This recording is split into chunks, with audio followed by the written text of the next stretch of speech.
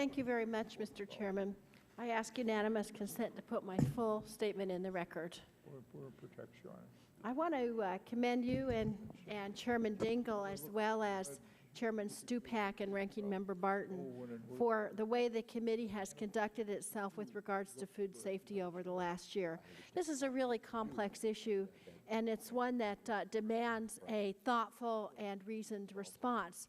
And that's why we've had all the number of hearings we've had in the Oversight and Investigation Subcommittee. Now we have the draft legislation and the hearing today.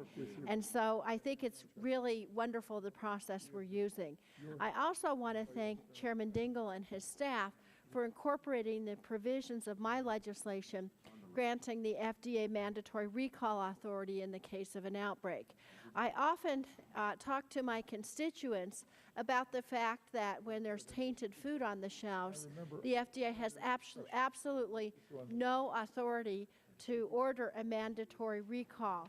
And I think that a mandatory recall can give us two good results. The first one is, obviously, that if you have a recalcitrant producer who will not voluntarily recall products, then you can mandatorily recall it.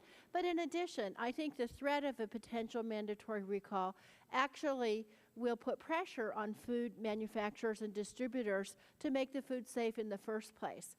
Because in truth, while mandatory recall is important, we want to have the food safe before it's recalled to begin with. And so I think that's an important provision of this bill. It was kind of an edgy leap to put it in there, and I think it's important that be part of any strong food safety legislation. The second thing I'd like to discuss, which is not in the draft legislation, and I think also would be very effective, is legislation I've introduced, H.R. 3485, the TRACE Act. And what that does is it sets up a food traceability system. We all remember the outbreak of E. coli in spinach a couple of years ago. And there was a voluntary recall, but it took weeks and weeks to discover the source of the problem. In the meantime, spinach producers all around the country with perfectly fine facilities and good produce lost tremendous profits. What we learned in our hearings in the Oversight and Investigation Subcommittee is that, in fact, we have the ability to trace food. In fact, some of the organic food producers and other small family producers do have traceability systems.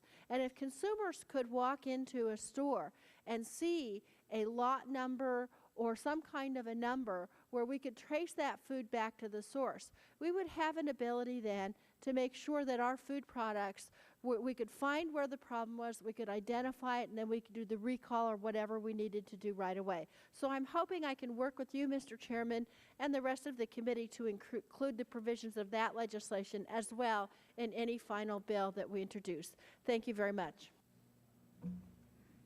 Thank you. Recognize Mr. Murphy of Pennsylvania for an opening statement.